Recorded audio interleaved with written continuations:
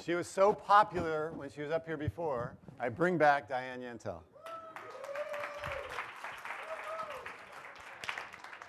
Great, thanks everybody.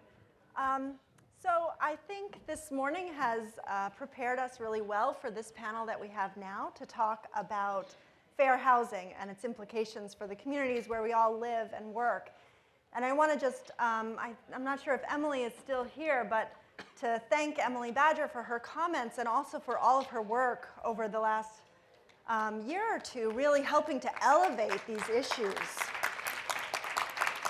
Yeah, into the national dialogue. It's been a tremendous help for all of us and all of our work. So we have a terrific panel here now to talk about what's really been a pivotal year for fair housing, right? We had the Raj Chetty research, which we're all familiar with and talked about. We had the landmark Supreme Court decision upholding disparate impact, really a huge victory for civil rights. And we had the administration's historic action to put out its regulations around fair housing, providing a new clarity and tools to communities for them to use in planning for sustainable and just and inclusive communities. So we have with us a panel of experts to take us through it. I have, to my immediate left is Luke Tate.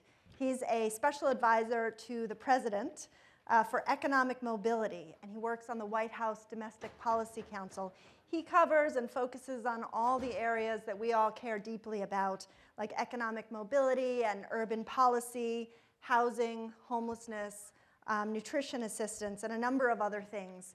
He worked previously, he was a senior advisor to Secretary Donovan, and before that, I think he was part of the presidential transition team. So he's been with this administration from the beginning. And he'll talk with us a little bit about the administration's sort of viewpoint on these issues. And then to his left, we have Brian Green, who has also been working his entire career to fight housing discrimination.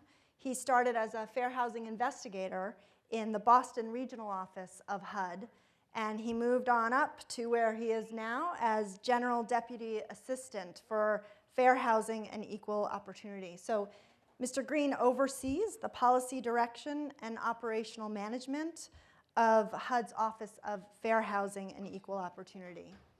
And to his left, we have Ed Gramlich, who all of you know very well. Ed's been with the coalition since 2005, and he is, whatever his title, he is always and forever the regs geek, as he likes to be known. And he knows pretty much every HUD program, I think, to its deepest details, and in particular, the fair housing rules and regulations. And one of the things that he's spent a lot of time thinking about and working on that he'll talk with all of you about is how to really engage communities as they plan for their futures. So I will just turn it over to Luke to start us off. All right. Thank you. Thank you for the opportunity to join you today. I can say it is really exciting to know that the future of the coalition is bright and that it's headed in a great direction. I don't know if Sheila is outside right now or if she came back in, but you couldn't imagine with someone so extraordinary moving on to the next step, what direction we're going to go together, and then to have such an incredible answer, I think, gives a lot of us a great deal of relief in addition to enthusiasm. So thank you for the opportunity to join you today. It's interesting that Emily Badger was just here. Diane mentioned I work on economic mobility. One of the things Emily said was economic mobility is about housing. And I think that's absolutely right. I think it's all the more reason that it's exciting that we're here on a stage not talking about, for yet another year, how we fight to get the AFFH rule done, but rather that we have a final rule, right? After decades of work of so many people in this room, including the folks here on stage, and thanks to our president, right? Thanks to a president who said, look, the policy on this is not easy and the politics on this are not easy, but we know the right direction, and we're going to head that direction. And not only are we going to do it, but we're going to do it proudly, right? I think it's telling the week that this work got done, the president said, that's what I'm going to do my weekly address about, right? That's what I'm going to talk to the American people about. That, I think it's a helpful reminder of just what an extraordinary time it is right now to see this work that has been due for decades coming into fruition.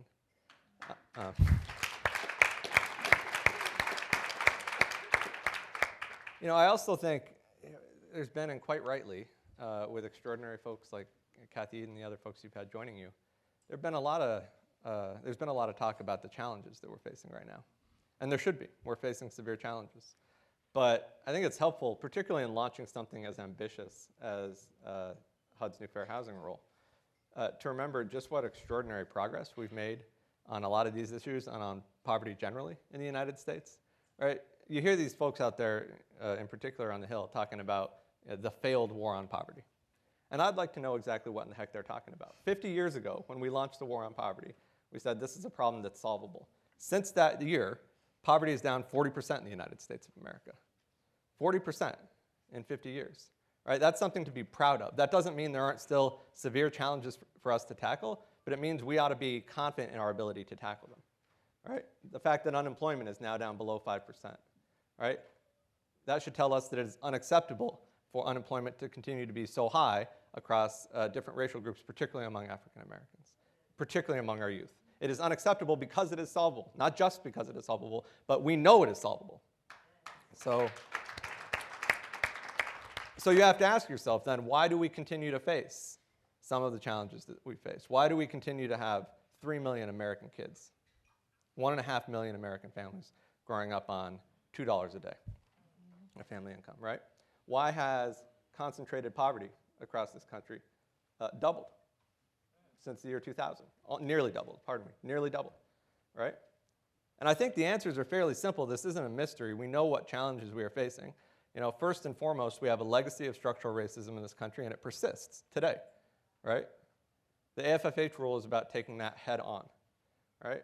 We have a continuing problem of political groups in particular, and political candidates and actors saying that we are fighting for us, and defining us really narrowly, right? Yes. You see that you see that happening on the airwaves right now, and I'm not going to get into the specifics of it, right? But you see folks who say, no, we are going to make this nation a great place for us again. And I'd like to know exactly how they're defining us.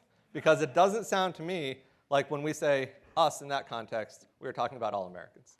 And we are our greatest, right? When we say us, we mean all of us, right? That's when we are our greatest as Americans. I think our president has set that example a couple times. And the one that was most notable to me was he got up on stage next to the Chinese prime minister, right? We were talking about a trade deal. And the way he characterized it, he said, well, because we're going to do this, because we're entering into this work, millions of us are going to escape poverty. And when he said us, he wasn't just talking about Americans, right? He was talking about all the people worldwide who benefit when we can pull as many people as possible into the opportunities that they deserve to work and to sustain themselves and their families.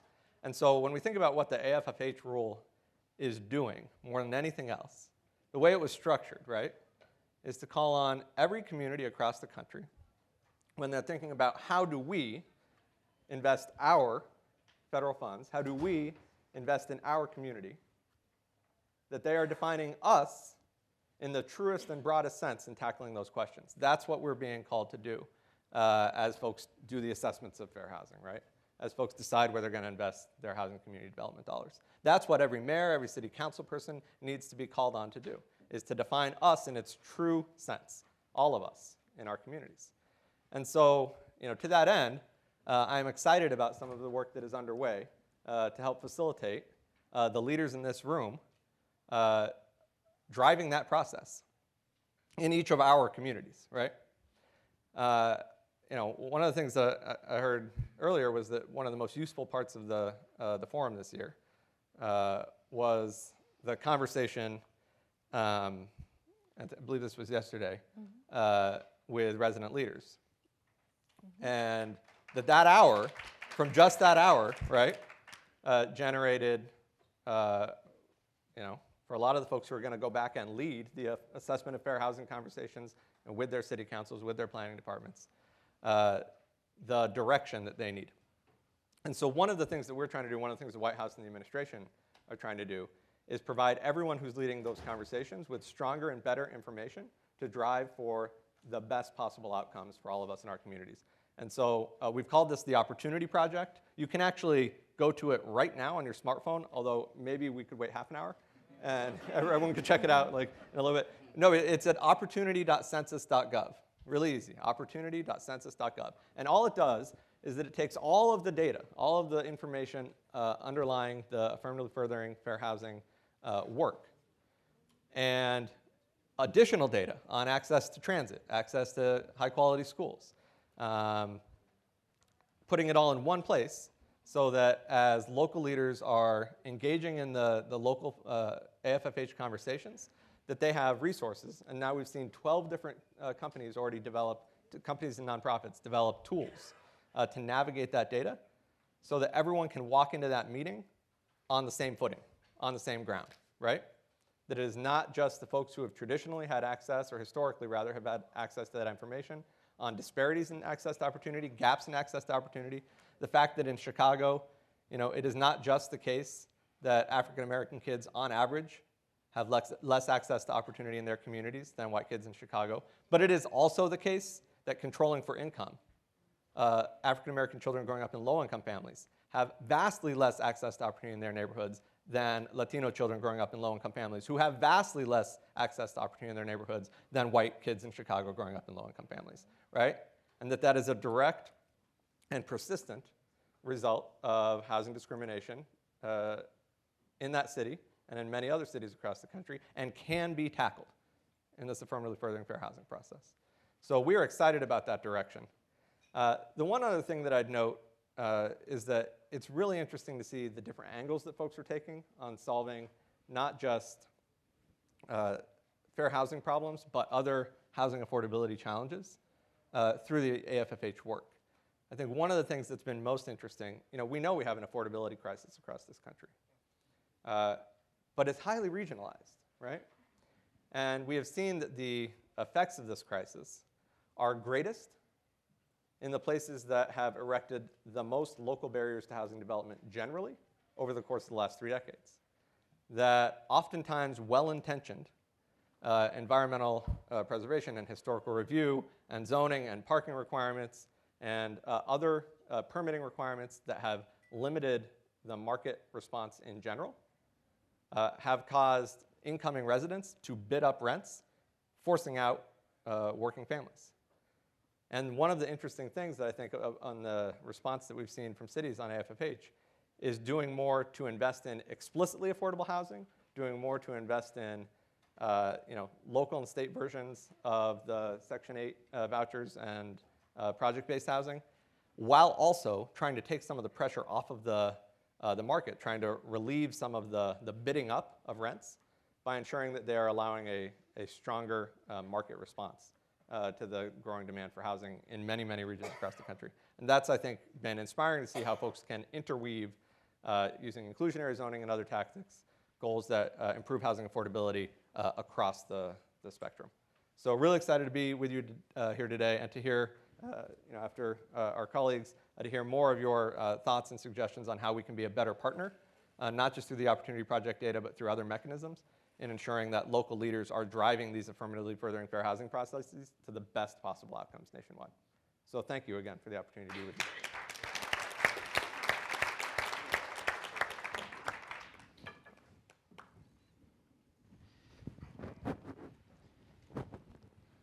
I like to stand. Well, first of all, what, you want to pull my mic down? Yeah, I'll pull this down. Yeah, I guess I'm shorter than I think. I'd like to thank the National Low Income Housing Coalition for having me here. This is a great day for us. We're going to have the HUD secretary here later today to tell you some exciting news and some guidance that HUD has put out to make opportunity more readily available to many millions of our fellow citizens. I want to talk to you and provide a little more depth on the affirmatively furthering fair housing rule now, and HUD's role here, and provide some context, and then finally talk about how you can help us in the implementation of this rule. So first of all, I know it's a mouthful, affirmatively furthering fair housing, right? And long ago, as we know, it's taken several years to get this rule out, I said, and of course by then, we will have come up with a better phrase. But we're still calling it what the Fair Housing Act calls it. And we know the Fair Housing Act, passed in 1968, was a memorial to Dr. Martin Luther King, who was assassinated 48 years ago today.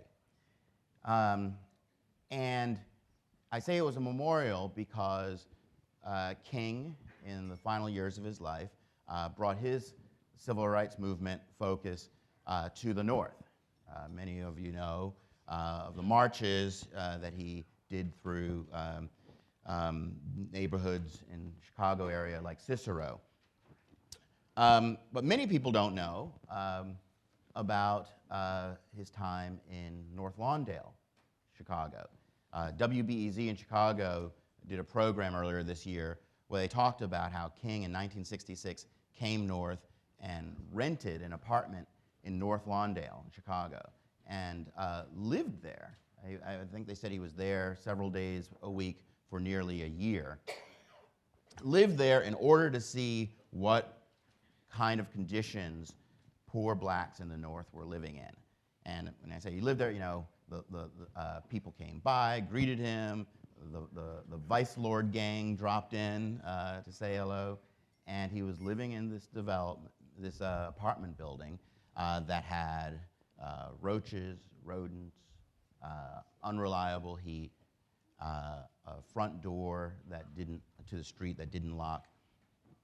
But he spent this time there, and he said that he was there not just to address substandard housing. He said, our primary objective will be to bring about the unconditional surrender of the forces dedicated to the creation and the maintenance of the slums.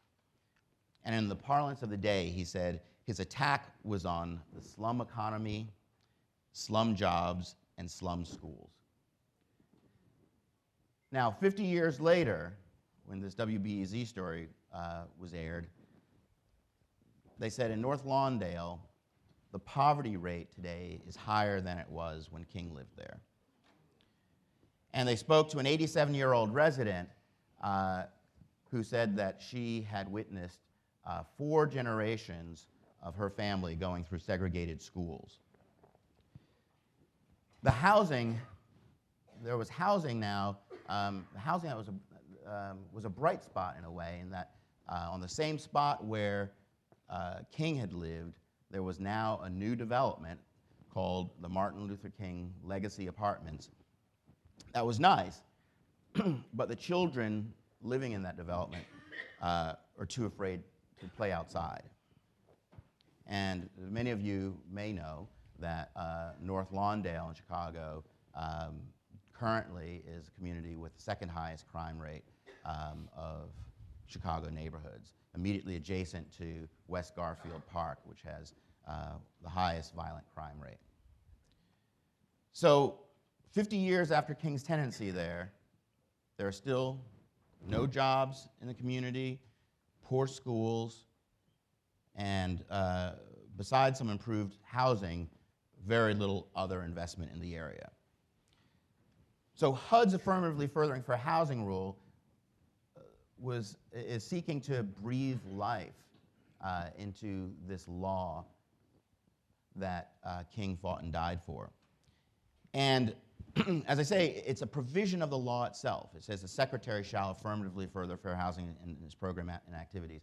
And Brooke and Mondale, the 2 sponsors of the law, always intended that the Fair Housing Act should not just address discrimination, acts of discrimination, but tackle segregation in a structural way.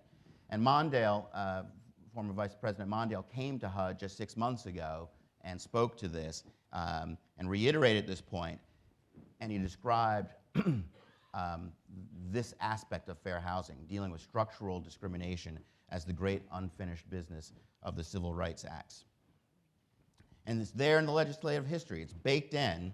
Senator Ed Brooke called for the United States government and state and local governments to address the confinement of affordable housing in poor minority neighborhoods.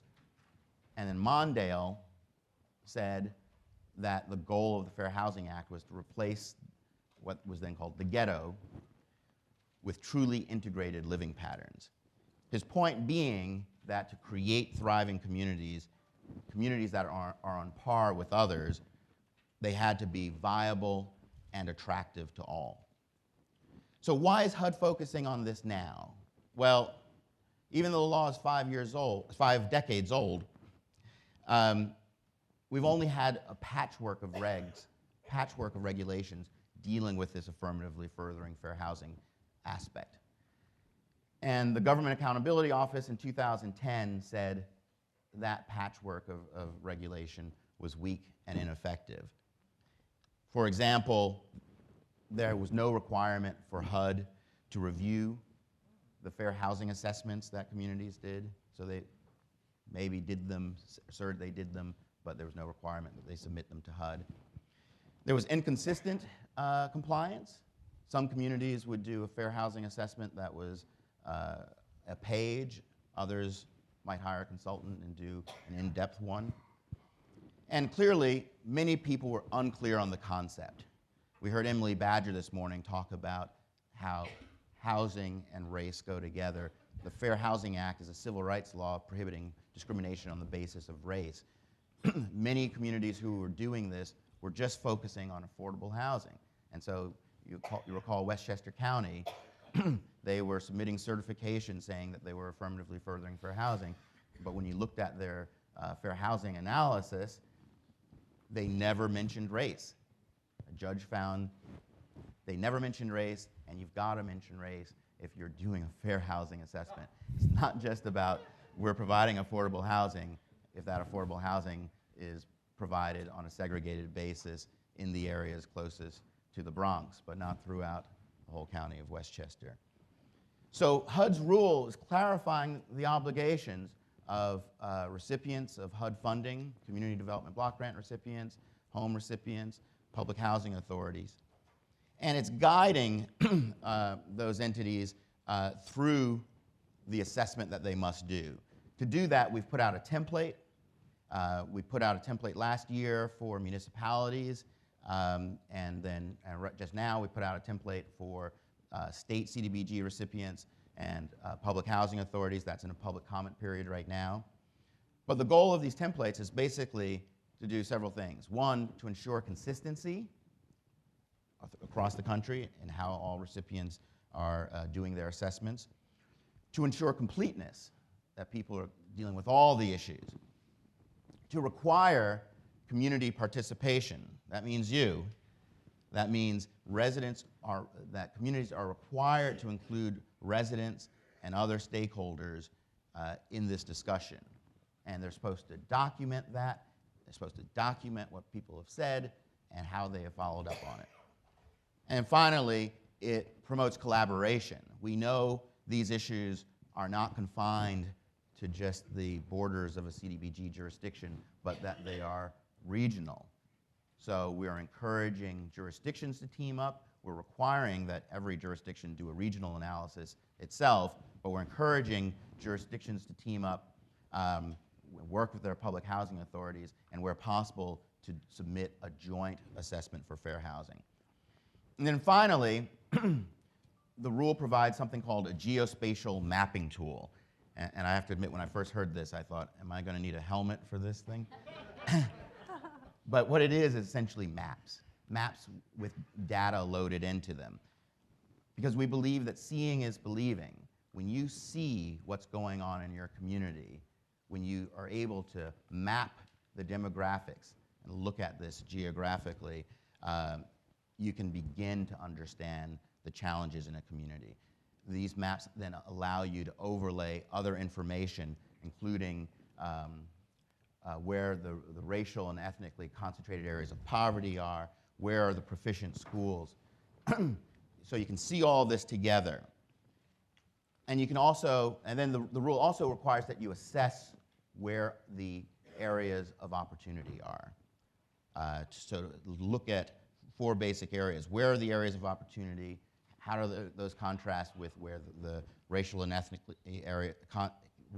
ethnically concentrated areas of poverty are, and where are groups integrated versus segregated? And when we talk about areas of opportunity, we've defined certain factors that you should look for.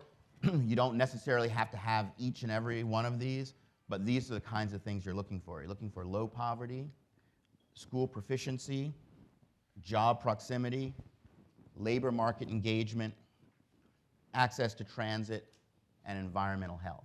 Those are the big factors. Some may be more important in one community than another, but as a whole, those are the kinds of things that we have identified as things that are markers of opportunity in a community. So the rule provides a great opportunity for various players in the community to engage. You can engage by helping uplift existing distressed communities and by helping identify and promote mobility to existing communities of opportunity. You can help with the assessments by helping identify the problems in the community. So for example, if you're a fair housing group, I know there are some here, you can help by doing testing in that community, to showing how people are treated in the real estate market, how they're treated when they go to rent. If you've got additional data, so we provide some data, but you may have local data that would be helpful to looking at these issues that better speaks to the problems. We want you engaged in providing that data to the CDBG recipients and the public housing authorities. And then you also know the history of the community. So we didn't just get the way we are, right? So you know the history of segregation in our communities, and you know it firsthand.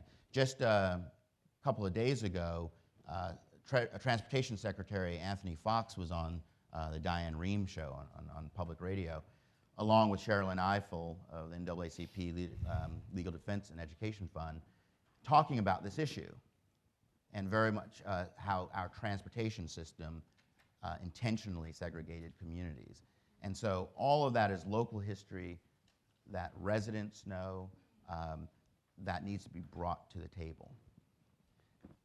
And finally, you can help propose the solutions.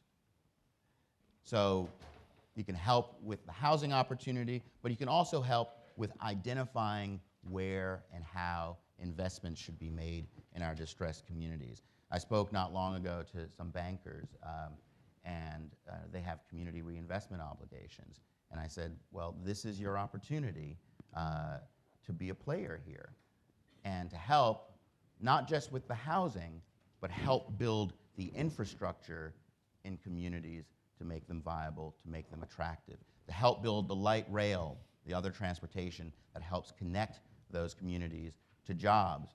But not just connecting them to jobs, but helping link them and make them part of the region, make them places that people want to visit, will make retail so people will want to go there and shop, and help it become a viable part of the regional economy. So all of that is possible, getting all of the right players together, working on these assessments for fair housing. So at the end of the day, our goal at HUD is to create regions, create metropolitan areas with neighborhoods that welcome all, that provide a place for all, and access to opportunity for everyone. Thanks very much.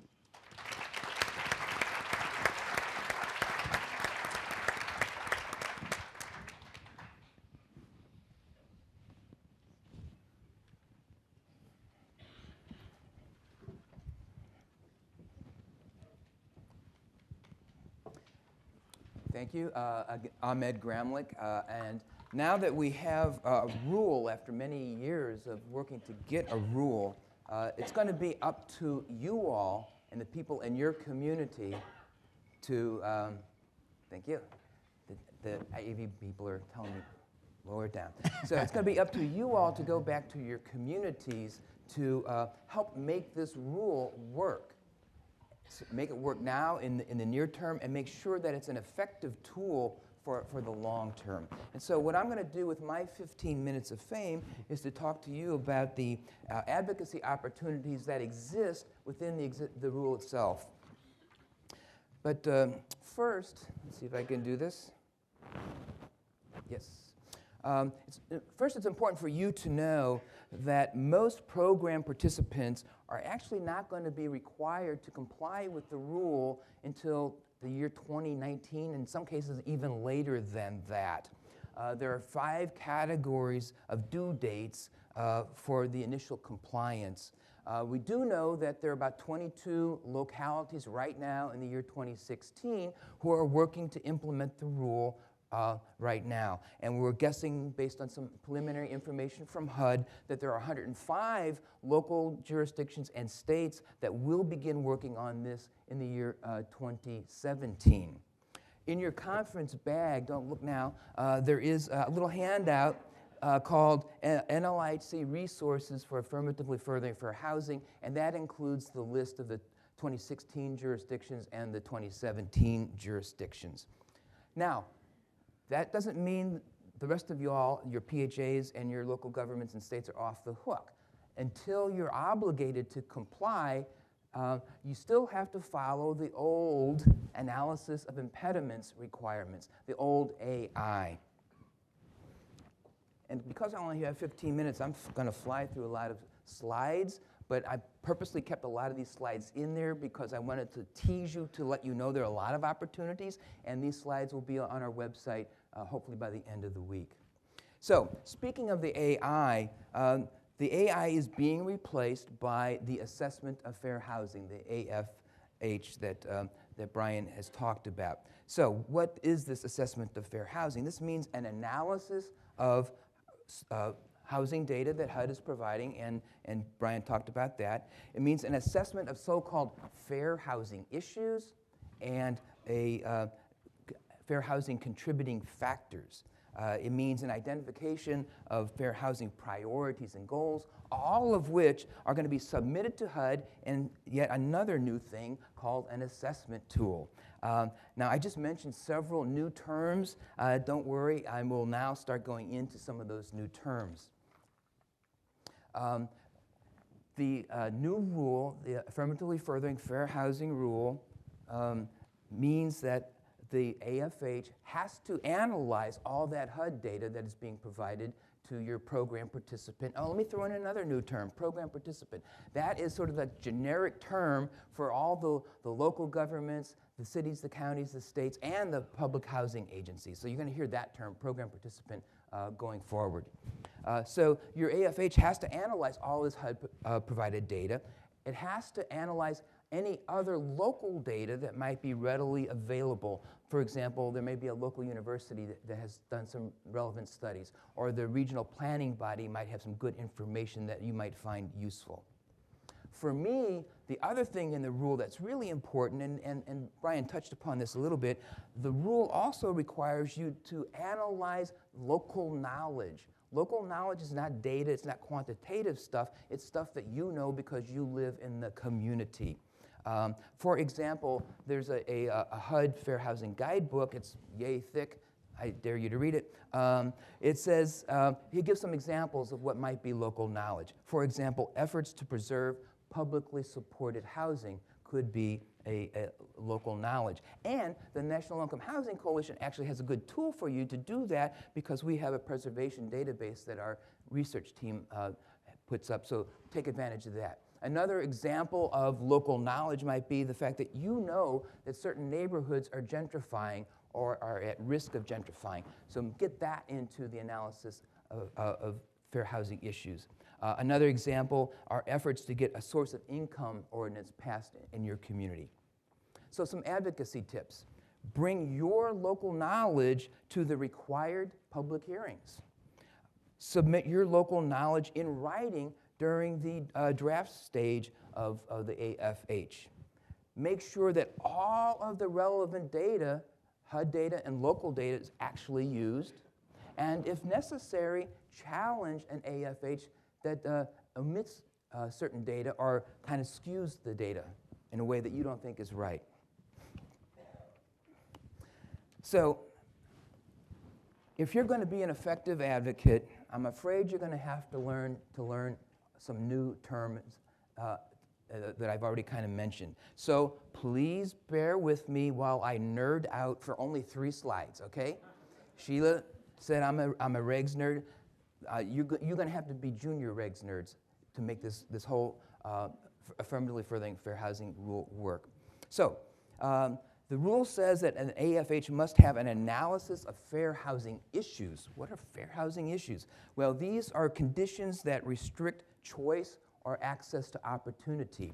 And more specifically, the rule goes into 4 kinds of fair housing issues. And you will see these 4 kinds mentioned throughout the regulations and throughout the assessment tool, which I will talk about in 30 seconds. So the 4 general kinds of fair housing issues are local or regional segregation, racial or ethnic concentrations of poverty, significant disparities in access to opportunities, things like quality schools, good access to jobs, things of that nature. And the 4th is disproportionate housing needs. And that's sort of an ambiguous term, but it's actually one that in the regulation is one that you're probably familiar with because it really looks at substandard housing things like overcrowded housing, like housing that lacks sufficient plumbing and kitchen facilities. And for me, the most important one is disproportionate housing needs. People who are paying more than 30 or 50% of their income for rent and utilities. So whenever a protected class is significantly in that category compared to the population at large, that is a disproportionate housing need. What is a contributing factor? The assessment of fair housing must also identify fair housing contributing factors, which are things that create, contribute to, perpetuate, or increase the severity of one of those 4 fair housing issues that I got done talking about. The assessment tool for local governments has examples, just merely examples that you can think about. It has 39 examples of possible contributing factors. I'm just going to touch upon 4 of those. One is displacement due to economic pressures. Another is the lack of community revitalization strategies in neighborhoods that have been disinvested. Another could be landlords discriminating against people with a voucher who want to rent their apartments. Or they could be land use or zoning laws. Now, once you've got your contributing factors identified, the AFH requires you to prioritize these contributing factors. I'm guessing that a jurisdiction will list all kinds of contributing factors, but some of them should have higher priority. Those ought to be lifted up in the AFH, and the AFH has to justify why those particular things are going to be priority factors. Then finally, the AFH must set goals for overcoming the effects of these contributing factors. Okay, nerding out is over right now. It's going to be up to you to shape your AFH. Make use of the required public participation process to, for example, ensure that all of the fair housing issues are identified. For example, does the AFH talk about the fact that a higher percentage of protected class people are paying more than 50% of their income for rent and utilities? And I probably should go back and say, list all the protected classes. It's race, it's color, it's national origin, it's religion, it's sex, it's family status, and it's disability. Got all 7, yes. And make sure that your AFH identifies all of the contributing factors. I bet you there are going to be cities in their AFHs that fail to talk about the fact that they don't use any or very little of their CDBG money to revitalize distressed neighborhoods. Call them out on that. I bet you there's going to be some counties that fail to talk about towns in that county that have density ordinances that prevent the development of rental homes. Call them out on that. But it's not enough for the AFH to do a good job of identifying all of the issues and contributing factors. You've got to make it be even better. You've got to make sure that the most critical factors are the ones that get the highest priority. You're going to have to make sure that there are goals set for overcoming each one of these priority factors. You have to ask, will those goals realistically address the priority factors? And you might also make sure that there are reasonable benchmarks for advocates so that you can measure the progress of your local jurisdiction towards achieving those goals. I mentioned the assessment tool a couple minutes ago. So this assessment tool really is simply a set of HUD questions that are designed to help program participants identify fair housing issues. And as Brian mentioned, there are 3 different kinds of assessment tools, one for local governments, one for states, and one for public housing agencies. As advocates, I think it's going to be important for you to get those assessment tools, just the template itself, become familiar with them, and then use that to help you shape your jurisdictions or your PHA's assessment of fair housing. Now, the FFH rule for the first time formally links the AFH and the CON plan and the PHA plan. For example, the CON plan regulations have been modified to require the 5-year strategic plan part of your CON plan to describe how the CON plan's priorities and specific objectives will in fact affirmatively further fair housing by having in the CON plan strategies and actions that are consistent with the AFH goals. So your advocacy work is not done when you've got a good AFH. You're going to need to look at your CON plan and your PHA plan. You need to ask in that CON plan, for example, will the proposed uses of CDBG funds really affirmatively further fair housing? For example, will funds be used to develop affordable housing in areas of high opportunity? Will funds be used to revitalize and stabilize disinvested neighborhoods? Will funds be used to preserve or rehab existing affordable housing? Beyond the funding questions within the CON plan, you also will want to look at the programs and policies in the CON plan or the PHA plan and ask whether or not those are affirmatively furthering fair housing. For example, are there plans to remove barriers to developing affordable housing in areas of high opportunity? Are there plans to improve community assets such as quality schools, public transportation, employment, etc.? Are there plans to have PHA tenant selection and assignment policies that lead to desegregation of public housing? Or are there plans to have the PHA coordinate with supportive housing services to help people with disabilities live in the most integrated settings as possible? Now, for another first, for the first time, this AFH document must be sent to HUD, and HUD must review it. HUD might not accept an AFH or part of it if it's inconsistent or substantially incomplete. And in order to get CON plan money and PHA, get CDBG money, for example, associated with the CON plan or PHA money, your jurisdiction or PHA must have a HUD-accepted AFH. So what does it mean to be inconsistent? That could be AFH that does not identify policies or practices as fair housing contributing factors, even though they result in excluding protected class people from areas of opportunity.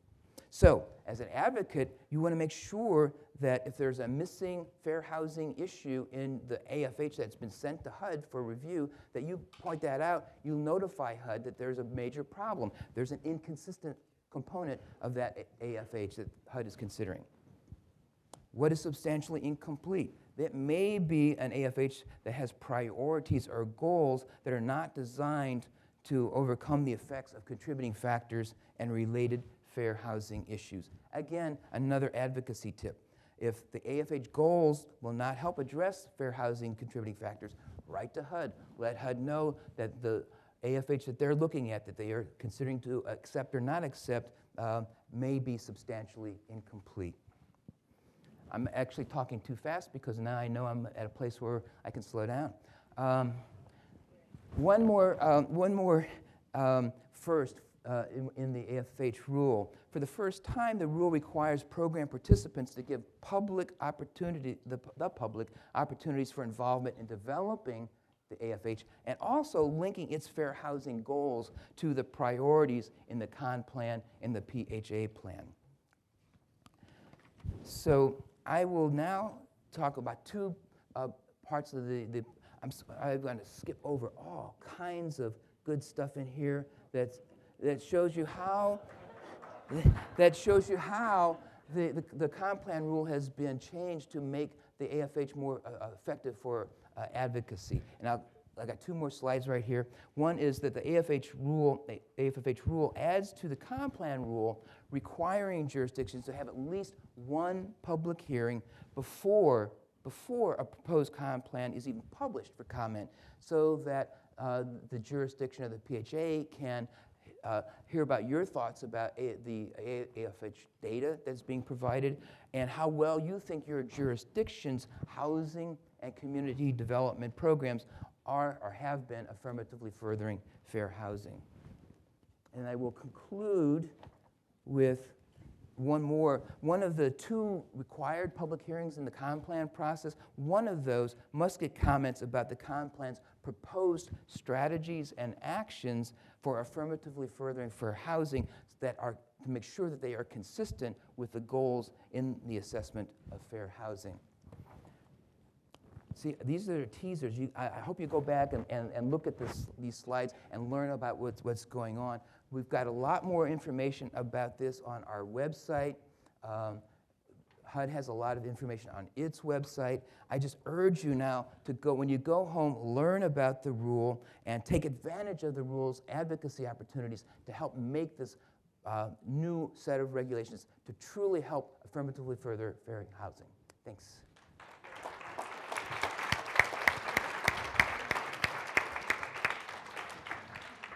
Great, so we have a tremendous amount of inspiration and information and expertise on this panel. So now is your opportunity to ask questions. If you have questions, I'd ask you to line up at either of these mics, or if you're unable to get to one of the mics, you can raise your hand. We'll have somebody bring a microphone to you. We have, how much time do we have left at this point? We have 10 minutes. Okay, 20 minutes. oh good. We have about 20 minutes for questions and answers. We will have to stop at 11:30 because we need time to get prepared for Secretary Castro to come in. So do we have somebody raising their hand?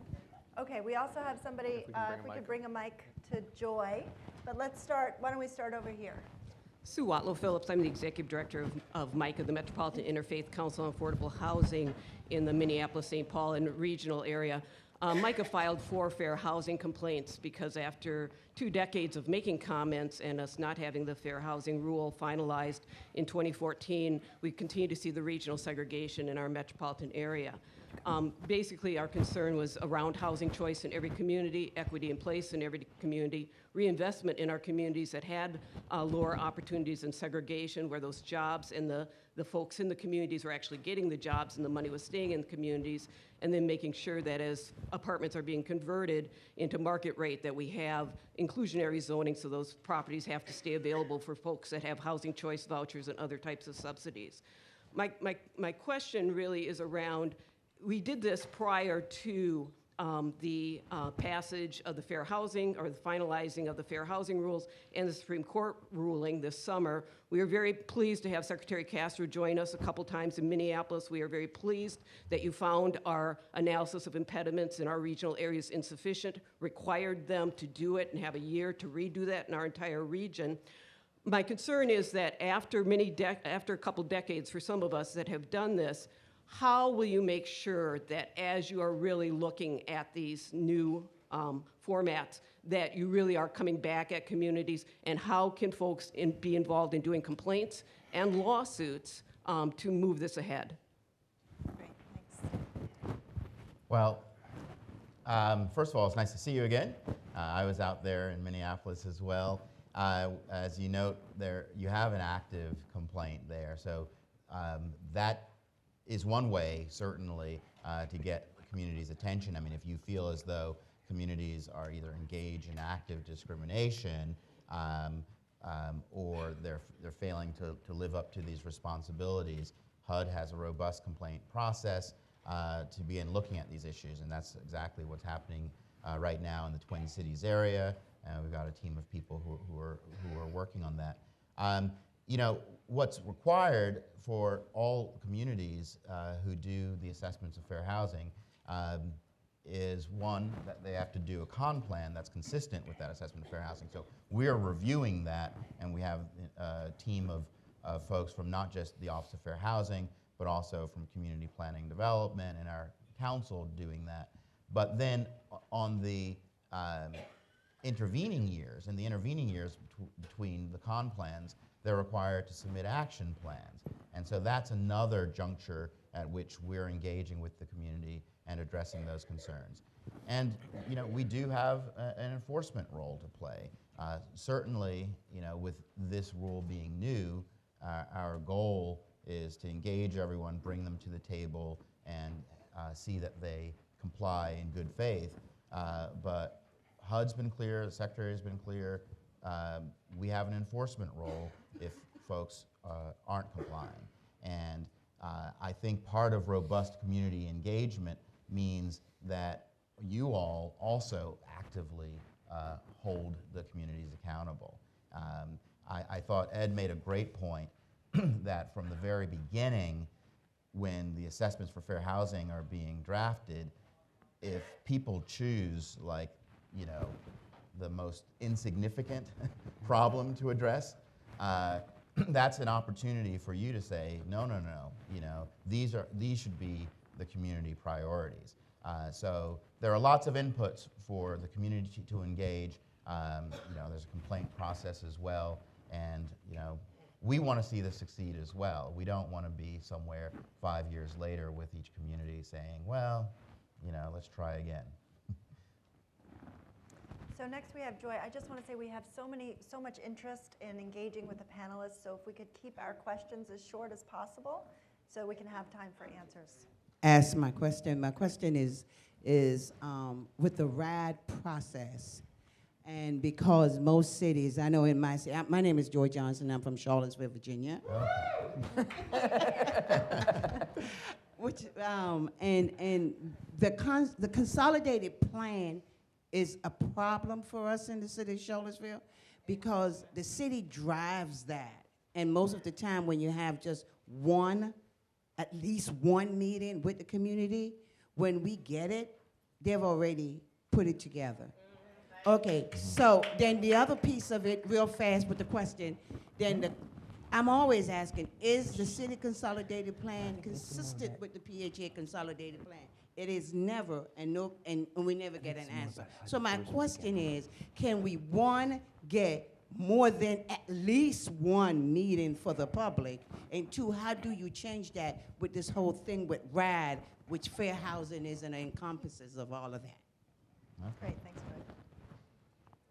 Well, certainly the public engagement is where this is going to happen. As I said, it's required. And then on the back end of the public engagement, they've got to document the issues that have been raised and how they have intended to address those issues, or how they have addressed those issues. I mean, they don't have to address every issue, but they have to document that they heard the issue and what they've chosen to address. And so that's more than we've got currently, and I think it's a big step forward. In terms of the public housing authorities and the CDBG jurisdictions, we have not required that they collaborate.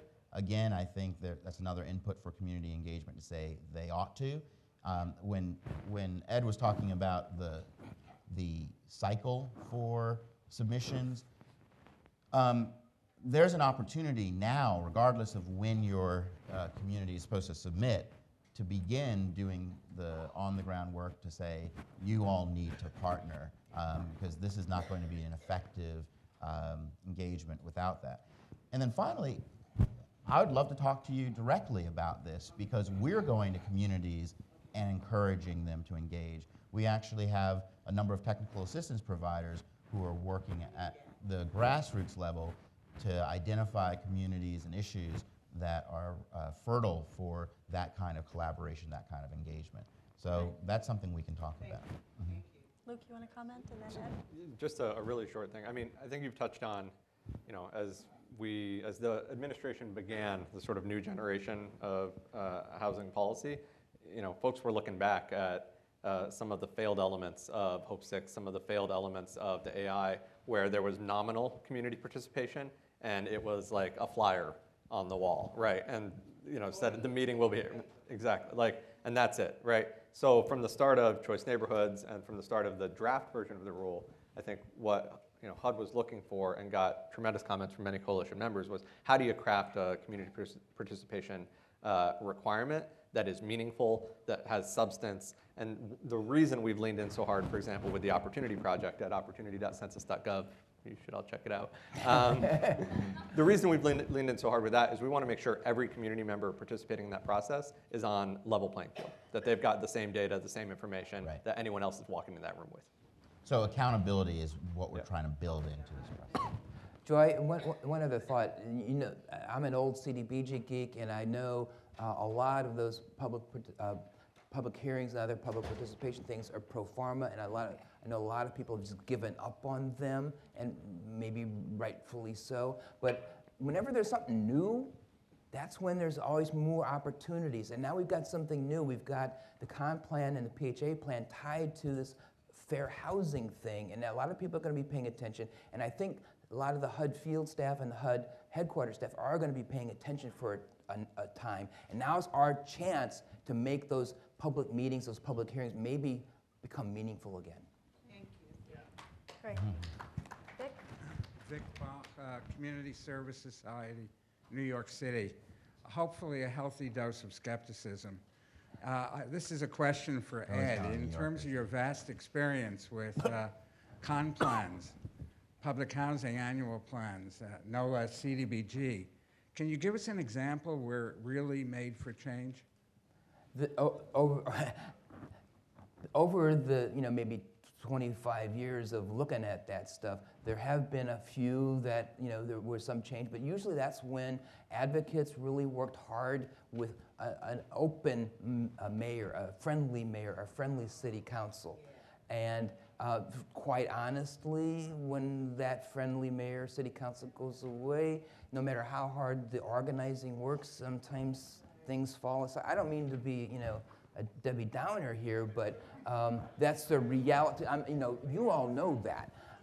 But I will repeat what I just told Joy. Now, every time there's something new, like when Chaz came in, man, everybody's going crazy. When the comp plan first came in, everybody really got engaged. Again, this is an opportunity where this administration is going to want to make this AFH work and make it work with the comp plan and the PHA plan. So while it may be discouraging, let's give it one more try. Please. And I want to reiterate what Luke said. This was developed looking at, where we've stumbled in the past, and in the public comment period also responding to those issues. So, let's give it a fresh look again, and really, again, with the required community engagement, hope for the best. Great. Let's go over Sharon Sherman from Syracuse, New York. I'm from one of the most segregated cities in the United States, also one of the areas of the highest level of concentrated poverty. Our 2014 AI done by our Fair Housing Council made headlines. It showed what we know, that the poor people are all in the city. Our issue is that we need to find a mechanism to move people out of the city into the towns.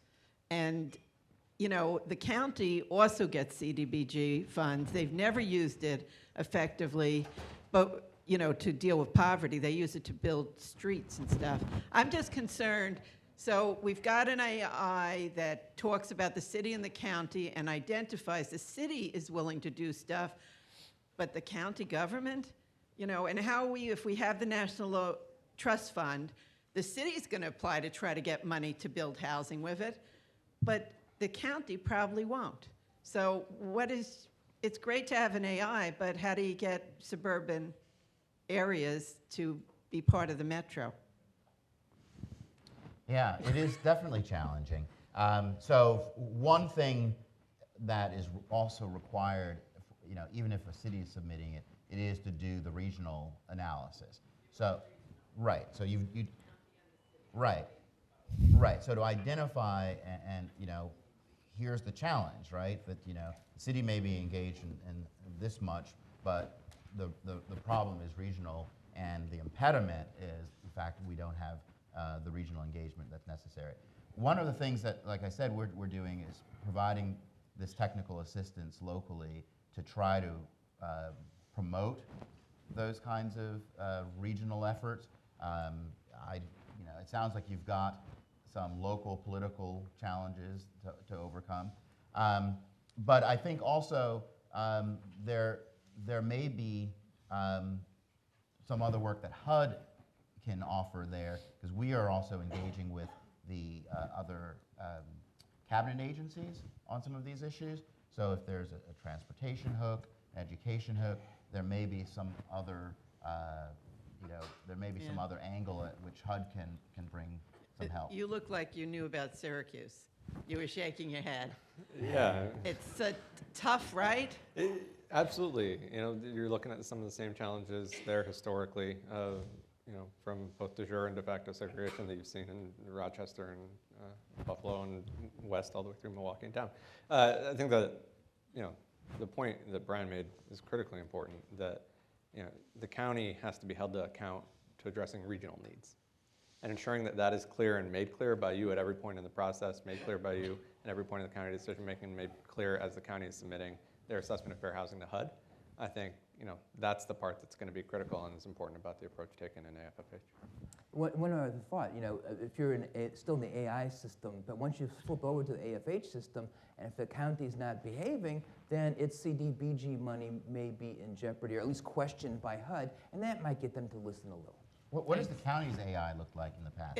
It was done regionally by Fair Housing Council of Central New York. And the county So actions, we had joint, well, their public Okay, meeting was yeah. nothing like the city's, Right. but they did have a public meeting. Yeah. Okay. It shows the same thing, but what are they going to do? You know? So we are running out of time, and we still have a lot of questions. We only have about 6 minutes left. So let's try this. If everybody's game and cooperates, we can just do a lightning round of questions. So just questions, no comments. And then we can have final comments from our panelists who can get to as many of them as possible. And can I just say, I'm more than happy to just stay outside afterward for Terrific. anybody who would benefit from a conversation. Terrific. So just questions, no comments. We'll hear them all, and then we'll get final words. Eric. Yeah. Gerhard Montka, Vermont Affordable Housing Coalition. I was wondering why HUD last year in its NOFA no longer allowed for broad awareness and inclusive communities campaigns. We had a very successful project that was funded. We've got NIMBY issues and zoning barriers, and those are also affect broad awareness campaigns. Inclusive communities campaigns are a good way of combating those as well. And that was not in last year's NOFA. I'm wondering why and whether or not that can be brought back in. Okay, let's hear the next question. This actually builds on that question, which is how to address the big elephant of white racism, and making sure that we change the conversation. How can we change the conversation so we're not only talking about how integration and moving into higher opportunity areas is good for poorer and or people of color, but it's also good for the people who are already living in the higher opportunity areas, how integration is good for white people and good for people. Just questions, please. Well, but I'm asking how to change that conversation and what HUD can do to help change that conversation and change the message. Thanks for the question. Sarah? Hi, Sarah Michelson from Enterprise Community Partners. How should we respond to congressional offices when they say they've heard from local communities that say that it's too expensive to implement these new tools and rules? Great, thank you. Was hoping HUD could talk a little bit about, since disability data is not so great in the census for certain ELI populations, how HUD is going to encourage localities especially and PHAs to use local knowledge and to collect local knowledge in that area. Good. Hello, my name is Marguerite Jacobs with the Central Advisory Council, the Local Advisory Council. We're on the grounds, and I would like to know, how is HUD in the conversations of our public school closing? And so the conditions of creating poverty, our schools need to stay open. Are you in those conversations? Thank you. Good question. Yes. Hi, my name is Brendan Saunders from Open Communities out of North Suburban Chicago. How can we work together to make sure that we streamline due dates of the AFH plans to create a regional plan in the Chicago area and other regions across the country? Thank you. Great, thanks.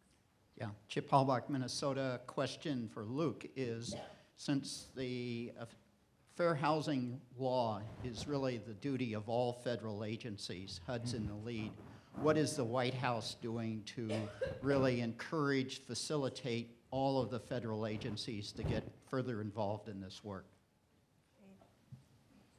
Yes, ma'am, on this side. My name is Aixa Torres, and I'm the Resident Association President for Alfred E. Smith Houses in NYCHA. And so my question is, how do we go back to basing our income on 25% versus 30% of our income? The residents in public housing are now facing getting evicted because they can't afford to pay their rent. The working class is now stuck in public housing because they can't transition out, because they can't afford to save anything to move out of public housing. So what do public residents do to change it back to 25%, which is the way it was originally, from 30%, which is literally strangling the public housing resident in New York City?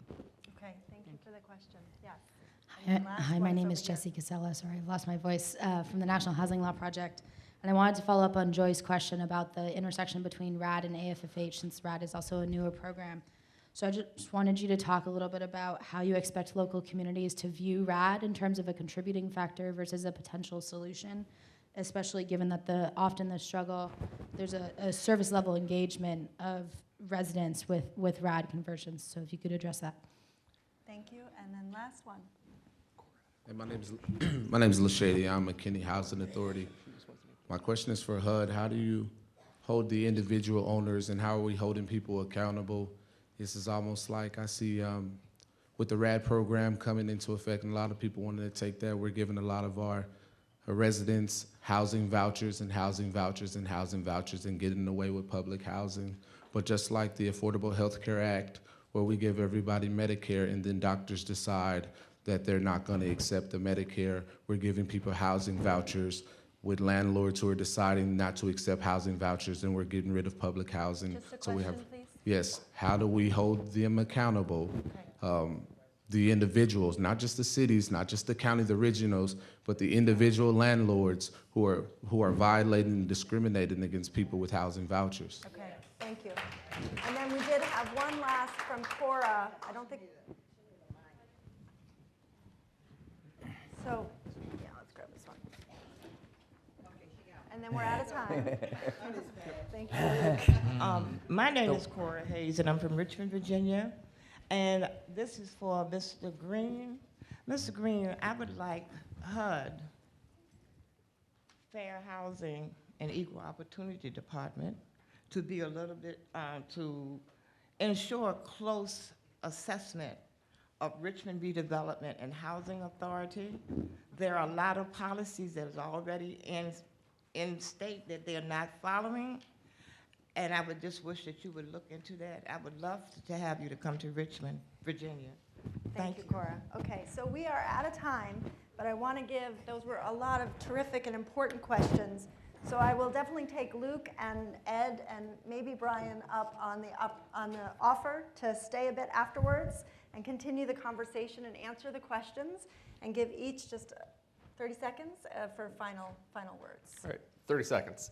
Local data, incredibly important, not just in the disability space, but also with respect to exposure to violence. It is unjust that our children are exposed to violence the way that they are, and that is not well documented and considered in fair housing processes as it needs to be. On other agencies, part of the point of the Opportunity Project has been bringing other agencies into the fair housing work and through the use of that data. And the Department of Education, I think, is already taking important steps to reduce socioeconomic segregation using that data. And then finally, I would just say, with respect to renter discrimination, this is a massive problem. It is not just a problem in the places that have failed to pass source of income discrimination laws, the many states and cities that have failed to do that, who need to. We're going to continue to work on this. It is also a problem in the places where they have passed it, and from Chicago to Pittsburgh to Philly, all places with source of income anti-discrimination laws, you see landlords continually posting on Craigslist, no Section 8. We need enforcement in each and every one of those communities to ensure that that stops. So, all right, it's going to be like a fair housing haiku, or see if I can do this. To answer both the FIP education outreach question and the comment that integration is good for white communities as well, we do have a campaign that is underway that's funded from the Fair Housing Initiatives Program funds that speaks specifically to inclusive communities and the benefits of inclusive communities for all populations. I can't speak to what we will do in future NOFAs. There's a NOFA that's pending, but we think this can be effective. Local communities and disability data, that is something that we are looking for a way to address, other data sources that we can provide to communities. On the public school closings, I think that's an important issue to bring forward in the assessments for fair housing. That school proficiency data, school proficiency issues is central to the assessment. So to point out what's going on in terms of schools locally is exactly on point. In terms of streamlining new dates in Chicago, we are encouraging that communities look to collaborate, and we spell out in the rule how you choose who will be the lead community, the agreement that you need, and how you choose that date. We will also be providing technical assistance on the ground because we're trying to encourage this, and so we can work with you on that. And finally, NYCHA and evictions, and that issue, I think Ed spoke to the disproportionate housing needs in terms of paying too much for rent. That is also a critical issue in the assessments. And finally, RAD and AFFH, yes, they are closely linked. As we're doing the RAD reviews, we are also informing recipients of their AFFH responsibilities. One word, organize. Please organize.